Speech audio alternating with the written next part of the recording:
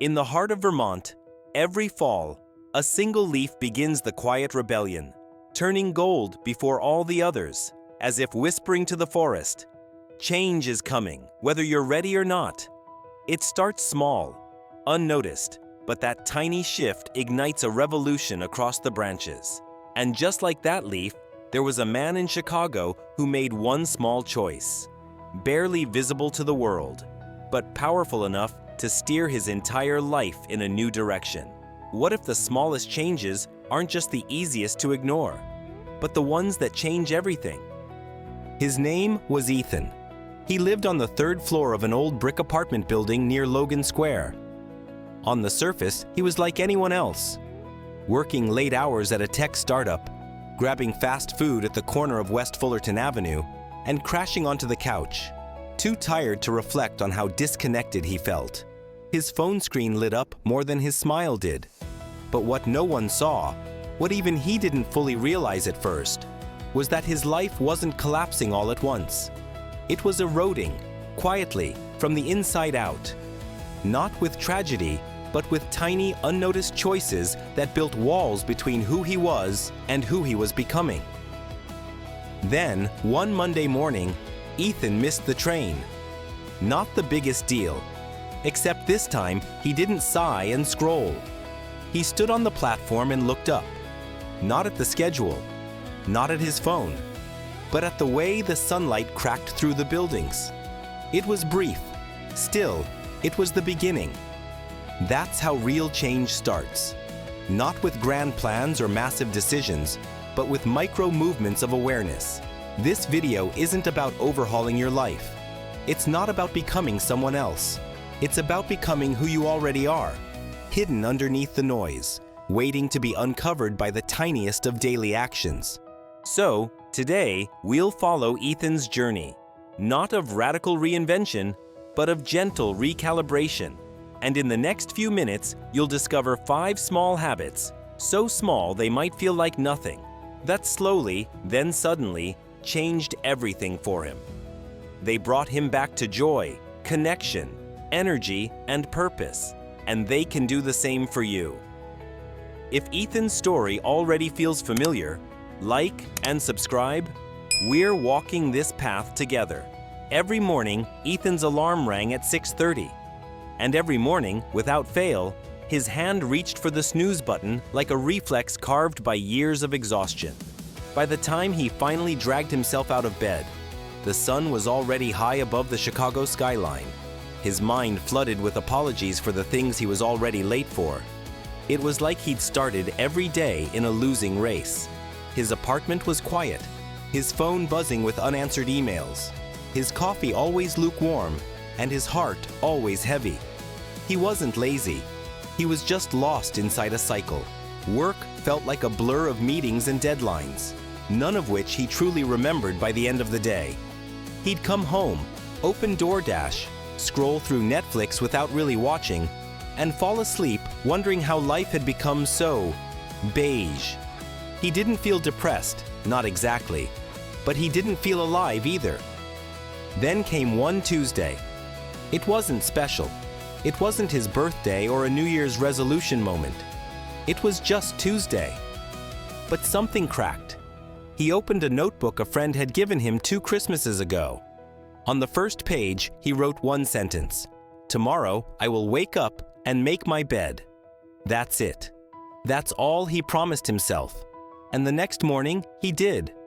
The bed was a little crooked. The sheets didn't tuck perfectly, but it was made. Something about that square of order in his messy apartment gave him a sense of quiet power. He didn't change his whole life that day, but something in him whispered, "This is how it begins." That small act didn't fix his job or his loneliness, but it planted a flag, a claim, a beginning. And that made all the difference. Habit 1. The 3-foot victory.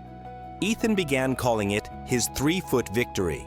That small habit, making the bed, wasn't about tidiness. It was about reclaiming the first 3 feet of his day. That space between the bed and the door, where most mornings used to begin with chaos or apathy, was now his. It gave him something solid before the swirl of notifications and news. A win before the world demanded anything from him. And it didn't stop there. He started noticing how those first 3 feet shaped his attitude. If he began the day with intention, even one tiny act, it had a ripple effect. Making the bed turned into brushing his teeth without staring at his phone. Then standing by the window with his coffee, watching the light shift over the buildings instead of scrolling Twitter. It wasn't about productivity hacks or morning routines that stretched for hours. It was just one tiny victory that reminded him he could create structure, even when everything else felt like noise. He thought of his friend Maya, a nurse who once told him that in trauma care, saving someone often starts with stabilizing a single vital sign. "You don't fix everything at once," she said. "You start with what you can control." That stuck with him. So he treated his morning like triage. No pressure to be perfect. Just enough intention to create momentum. And here's the thing. Momentum didn't come from grand gestures. It came from the trust he built with himself. One small promise kept at the start of the day. He wasn't chasing discipline. He was earning belief. And belief, he learned, is built in inches. In those first 3 feet, he wasn't just making a bed, he was making a claim. I show up for myself. It didn't take time. It took presence. And that presence slowly began to change everything beyond the bedroom door. Habit 2. The 1-minute rule. It started with a spoon, just one, left in the sink. Ethan saw it, acknowledged it, and walked past. But something in him paused. An echo of that morning bed-making energy tugged at him. He turned back, washed it, dried it, put it away. It took less than a minute, and it felt like a reset button for the moment.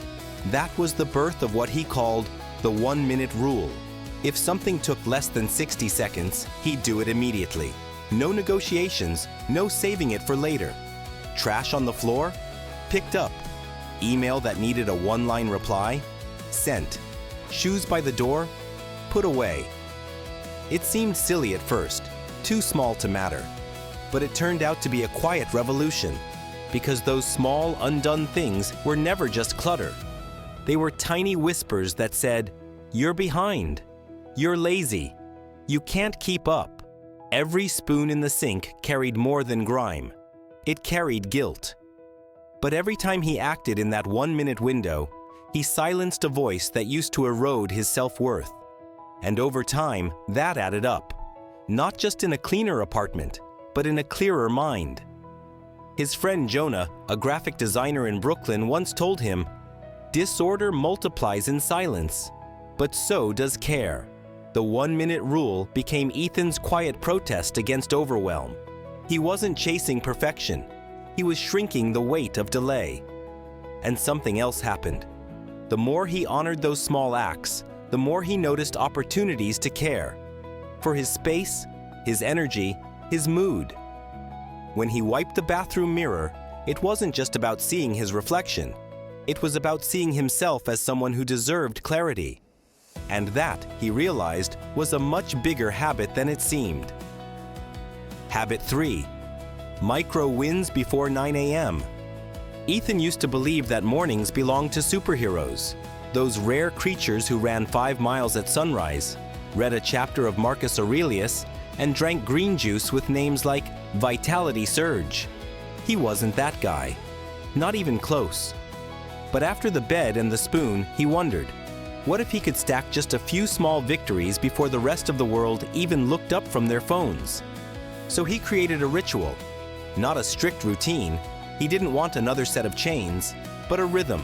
He called it Micro Wins Before 9 a.m. The rules were simple. 3 things. Done before the clock hit 9. They didn't need to be dramatic or impressive. They just needed to be deliberate. Make the bed.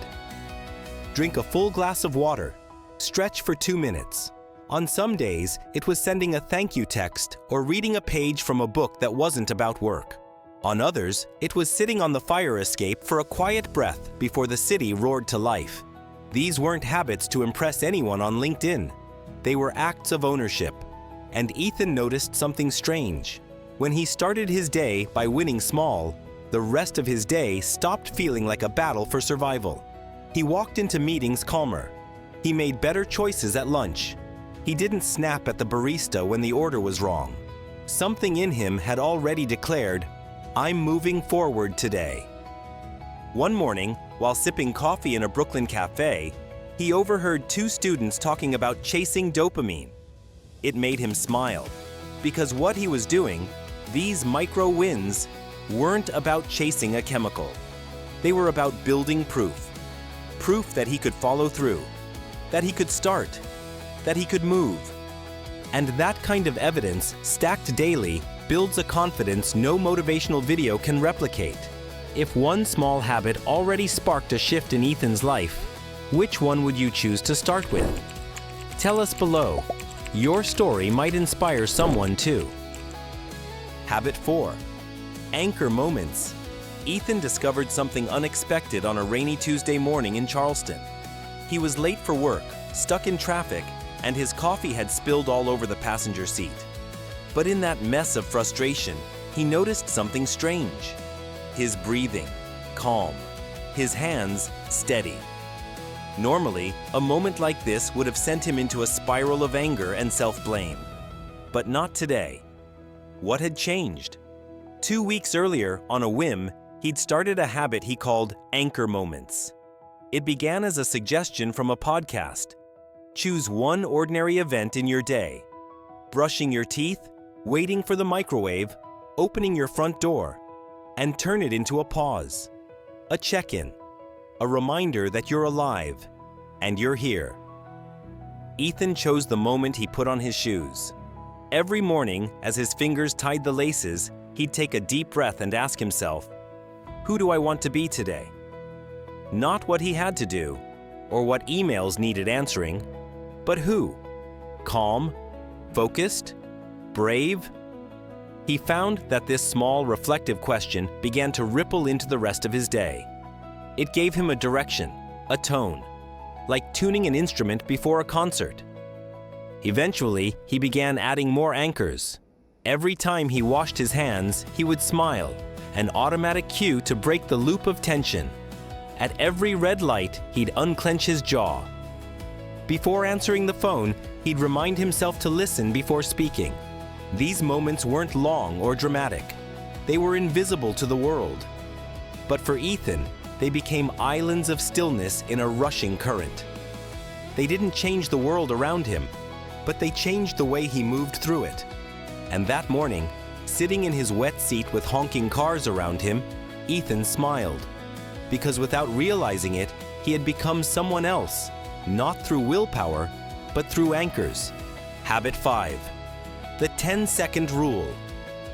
In a quiet corner of Austin, inside a modest gym tucked between a bakery and a laundromat, Ethan stood frozen in front of a rowing machine. He wasn't new to hesitation. His mind had always been quick to flood him with reasons to wait, delay, postpone. But this time, he whispered to himself, 10 seconds, that's all. The 10-second rule wasn't fancy. It didn't come from a book or a coach. It came from a moment of desperation. A few months earlier, Ethan had been struggling to leave his apartment. Every morning, he'd sit on the edge of his bed, scrolling on his phone, knowing he needed to move, but not moving. One morning, frustrated, he told himself, just stand up in the next 10 seconds. That's it. No pressure to finish anything. Just start. And he did. He stood. Then he brushed his teeth. Then he opened the blinds. The rest of the day flowed, not easily, but more freely. It felt like tricking his brain into forward motion, into momentum, like pushing a heavy door that only resists at the beginning. So, Ethan began applying it everywhere. When the alarm rang, he'd count backward. 10, 9, 8. And by 1, he was on his feet. When emails piled up, he'd pick one and commit to replying within 10 seconds. Not thinking, acting. No big decisions, just tiny nudges. What he noticed was this: action rewired his fear. The habit broke the spell of perfectionism. He didn't need to be ready, or motivated, or confident. He just needed to begin. And so, standing in that gym, facing the machine that symbolized all his former excuses, Ethan didn't plan the perfect workout. He just counted down from 10 and sat down. And as he began to row, he smiled. Not because it was easy, but because for once, he didn't wait to feel ready. He acted. And that changed everything. It wasn't always like this for Ethan. The man who now glided through mornings with discipline, who took walks in silence and rode through resistance, was once someone entirely different. 2 years before the Golden Leaf in Vermont, Ethan had been living in a cramped studio apartment in downtown St. Louis. The walls were beige. The light was dim. The air felt like it hadn't moved in months. His life mirrored that space. Tight, muted, stale. He had a job that looked good on paper, but drained his spirit. Days blurred into each other as he shuffled between Zoom meetings and cold takeout, barely noticing the seasons change outside his window. He would watch motivational videos late at night, headphones pressed tight, heart pounding with hope, and then wake up the next day unchanged. There was this hollow ache in his chest, the kind that comes not from loss, but from knowing something vital is missing and not knowing how to begin searching for it. The worst part wasn't the loneliness or the apathy or even the fear. It was the shame. The shame of being smart but stuck, capable but paralyzed, alive but barely participating. His friends from college, people he once shared dreams and late-night coffee with, seemed to be moving forward. New cities, new jobs, new relationships. And Ethan? Ethan was still in his studio, still making lists he didn't follow, still promising himself that next Monday would be different. Then came a moment that split his life into before and after. It was a Thursday evening. He had just missed his sister's birthday Zoom call. He stared at the blinking notification, guilt rising in his throat. He opened his fridge to distract himself. Half a pizza box, expired almond milk. Closed it, sat back down, and something inside him cracked. He didn't cry. He didn't scream. He just sat in absolute stillness and whispered out loud, "I don't want to feel like this anymore." It wasn't a grand epiphany. It was a quiet surrender. A moment of truth spoken not to the world, but to himself. And in that silence, something unexpected stirred. Not motivation, not clarity, but a question. What if I did just one small thing differently tomorrow? That question was the seed. The next morning, Ethan made his bed. Not perfectly, not like a military drill. He just pulled the sheet up and fluffed the pillow. It took less than a minute, but it felt like reclaiming 1 inch of dignity. That one action led to another, and slowly, painfully, beautifully, he began to rebuild. He didn't overhaul his life in a weekend. There were relapses, skipped routines, days when the couch felt magnetic. But he never went back to that Thursday version of himself. Because once you taste what it feels like to believe in your own ability to move, even a little, the craving never leaves. Ethan's transformation wasn't built on intensity. It was built on integrity. The kind that says, I show up for myself, even if nobody claps. And in that humble, honest shift, he found something deeper than success. He found peace. As the months passed, Ethan didn't become a different person. He became more himself. It was as if each tiny habit he added peeled back a layer of dust, revealing the version of him that had always been waiting underneath. The version that didn't just exist to get through the day, but to feel it, fully, deeply, deliberately. It started small, but those small things became anchors in his life. The glass of water in the morning wasn't just hydration, it was a ritual, a moment to say, I'm still here, and I still matter. The silent walks weren't just exercise. They were invitations to listen to a life that had been whispering all along. The journaling wasn't about documenting big achievements. It was a mirror that showed him he was changing, even on the days it didn't feel like it. And the rowing machine? It became a metaphor. Every pull against resistance reminded him that progress doesn't feel like flight. It feels like work. Repetitive, sweaty, unseen work. But eventually, the muscles of consistency, of courage, of clarity, those grew strong. Ethan didn't suddenly move to a new city or land a dream job. That's not the story. The story is this: he began smiling more. He called his sister regularly. He read books and remembered the joy of learning for its own sake. He started showing up, not just in rooms, but in conversations, in decisions, in his own mind. He became a safe place for others, not because he had all the answers, but because he had been through the silence and chose to come out kinder. He stopped chasing a better life and started building one, brick by quiet brick, day by faithful day. And now, as you hear this story, the question is no longer, can people really change? Because Ethan did. The question becomes, what version of you is waiting behind the fog of your own habits? Imagine your morning starting not with chaos, but with control. You open your eyes and drink that first glass of water, not because it solves everything, but because it tells your brain, today, I'm choosing. You make your bed, not for aesthetics, but to plant a flag. This space is mine. This day is mine.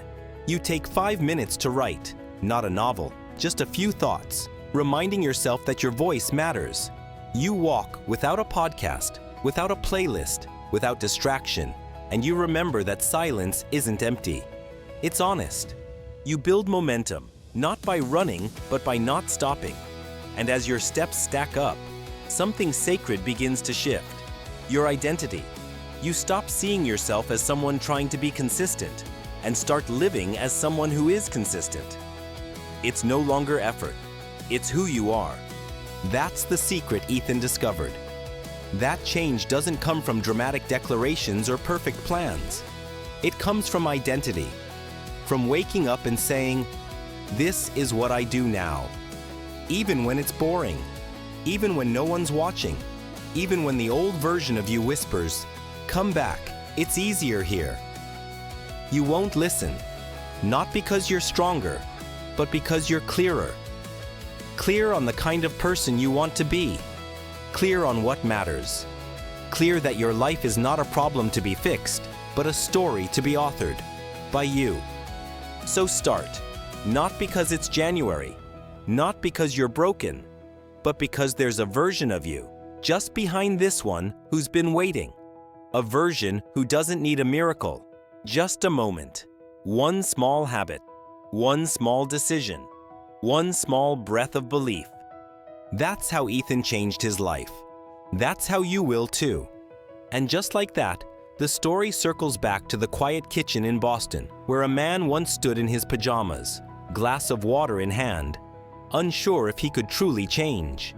He didn't know then that this one small action would become the first ripple in a series of waves that would reshape his life. But that's the beauty of beginnings. They never look like turning points when they happen. They look like glass, like breath, like silence. Ethan's journey wasn't made of fireworks, it was made of flickers. A flicker of choice, a flicker of discomfort, a flicker of trust.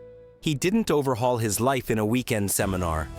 He changed in the quiet between alarms, in the walk between two traffic lights, in the moment he decided to write one honest sentence before bed. What you saw wasn't a man becoming someone else. You saw him returning to who he really was. You saw him remembering, through repetition and grace, that greatness isn't loud. It's devoted.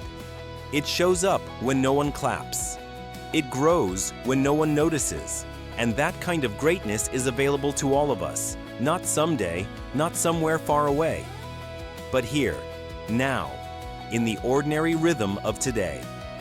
That's what 5 small habits can do. They build a rhythm, and rhythm builds a reality. Drink water in the morning, not to be productive, but to be present. Take a silent walk, not to escape the world, but to rejoin it. Write for 5 minutes, not to impress anyone, but to witness your own growth. Move your body, not to chase a version of yourself you don't like, but to honor the one that's already here. And look someone in the eye every day, not to perform connection, but to remember that you're not alone in this life. These habits aren't magic spells. They're not hacks. They are votes. Votes for the person you want to be. Votes for the life you deserve to live. And if you cast them long enough, often enough, consistently enough, eventually the old narrative loses power. Eventually, the story changes. Ethan changed his not because he found a new job or went viral or got some external validation. He changed because he changed the conversation inside his own head. And now you have that same invitation. Because there's a glass of water waiting on your counter tomorrow morning. Because your shoes are by the door, asking to go for a walk. Because your story is still being written and you get to hold the pen. So take a breath, take a step, and when you feel like nothing's changing, remember this. The biggest transformations often feel like nothing while they're happening. But in time, they become everything. That's the miracle of small habits. That's how you build a life you don't want to escape from. That's how you come home. To yourself. If this story moved you, hit like and subscribe. Your next chapter might start with one small habit.